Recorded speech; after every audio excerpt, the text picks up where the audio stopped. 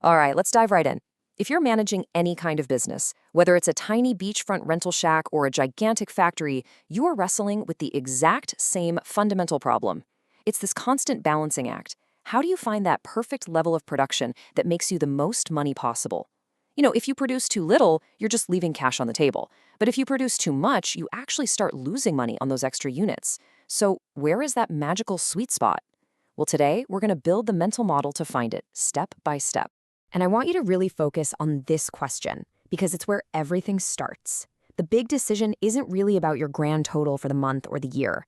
It's about the very next one, always. Should you rent out just one more beach chair? Should you pour one more cup of coffee?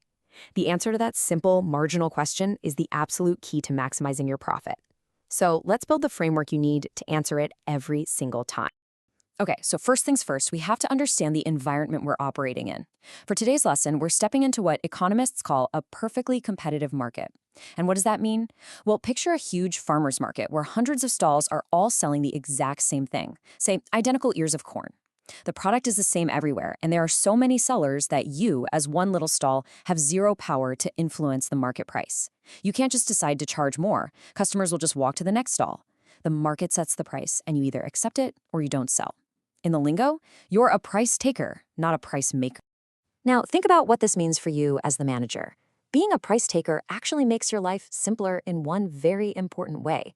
All that time you might spend on complex pricing strategies, on marketing, on branding to justify a higher price, poof, it's gone. It's irrelevant here. The price is locked in by the market. So your entire focus, the only lever you have left to pull to control your profit, is quantity. Your one and only decision is, how much should we produce today? So let's break this big problem down into two manageable pieces. We're going to start with the easy part, the fun part, the money coming in the door. In this world of a price taker, the revenue side of our profit equation is, believe it or not, beautifully simple and incredibly predictable. To really get this, we need to get comfortable with a key term, marginal revenue.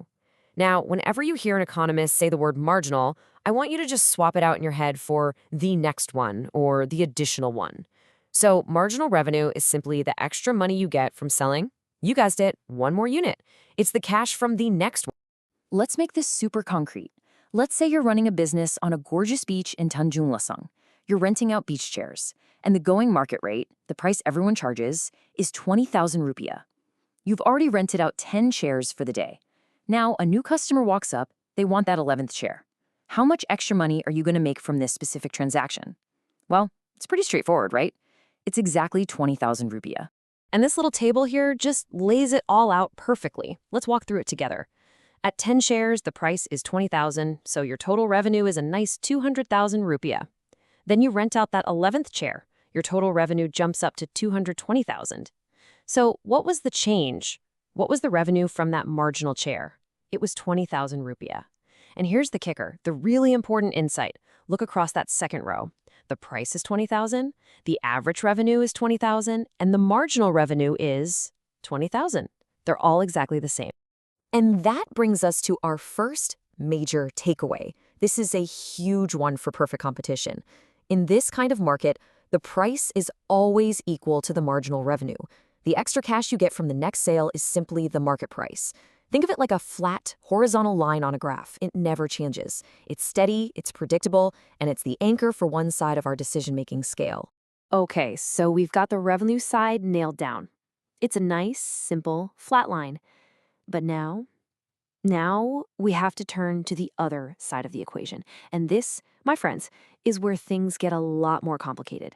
This is the messy part, because while revenue is predictable, cost is, well, it's a completely different animal. And just like we had marginal revenue, we have its evil twin, marginal cost. The logic is exactly the same. We're still thinking about the next one.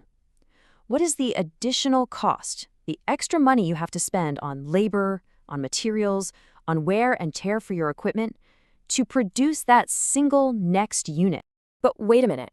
Why does marginal cost usually go up as you produce more? The big reason is a concept called the law of diminishing returns. Think about it. Back to our beach chair business. Renting out those first few chairs is a piece of cake, but as you get busier and try to rent out the 20th or the 30th chair, things start to get tricky. You might need to hire an extra person just for the afternoon rush, and maybe you have to pay them overtime. Your best chairs are already gone, so now you're giving out the older ones that need more maintenance. Your little patch of sand gets crowded. See? Each additional chair you rent out becomes just a little bit harder, a little bit more of a hassle, and therefore, a little bit more expensive to manage. So now we can see the manager's dilemma with perfect clarity. It's a trade-off. It's a scale.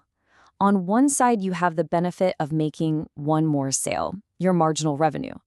Let's switch to kayaks. Say the market price is a fixed 50,000 rupiah. That's your benefit. On the other side of the scale, you have the rising marginal cost. For this next rental, maybe it's going to cost you 30,000 rupiah in extra staff time to haul the kayak to the water and clean it afterwards.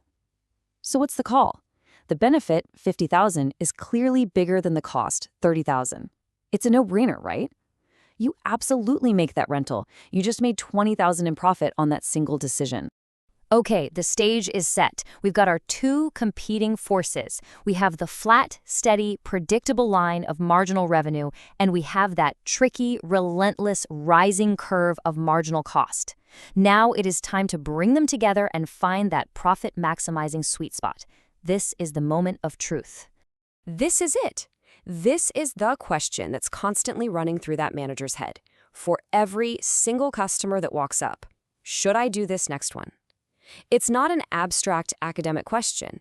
It's immediate, it's real, and the answer, over and over again, is what determines whether the business thrives or fails. So the decision-making logic here is actually incredibly simple and powerful. Here's how it works. 1. As long as the extra revenue you get is greater than the extra cost you incur, you say yes, you produce. Why? Because you're still adding to your total pile of profit. 2. The moment that flips, the moment the extra cost of that next unit is more than the revenue it brings in, you stop immediately. Because if you produce that unit, you are actively losing money on it. And 3. So where's the sweet spot? It's that magical point right where those two forces are perfectly balanced. And here it is, write this down. This is the golden rule of profit maximization. This is true for every business, in every type of market, everywhere in the world. You always produce up to the point where your marginal revenue equals your marginal cost. Not one unit more and not one unit less. That is the very peak of the profit mountain. Any other level of output, and you're leaving money behind. But let's bring this back to our special case for today, the perfectly competitive market. Remember that key identity we found, price equals marginal revenue? Well, we can use that to create a fantastic shortcut. Since MR is the same as the price, we can just swap it into our golden rule. So for a price taker, the rule becomes even simpler. Keep producing as long as your marginal cost is less than the market price. Stop at the exact unit where your marginal cost rises to meet the price. So let's turn this theory into a practical, actionable checklist for you, the manager. Step 1, look at the market price. That's your target. That's your marginal revenue. Step 2, calculate the marginal cost of producing your very next unit. Step 3, compare those two numbers. If the cost is less than the price, go for it, produce that unit. And you just keep repeating that process until the cost of your very last unit is equal to the price. That is your stopping point. You have now officially squeezed every last drop of profit out of your operation. But let's end with a tough question, a real-world problem. You've done the math, you've found the perfect point where price equals marginal cost for today's market. But what happens if, overnight, the market tanks? What if the price for beach chairs plummets so low that it doesn't even cover the wages of your staff? Do you still follow the rule and produce for price equals marginal cost, even if you're losing money overall? Or is there a point where you just shut down for the day? That's the shutdown decision, and it's one of the toughest calls a manager has to make.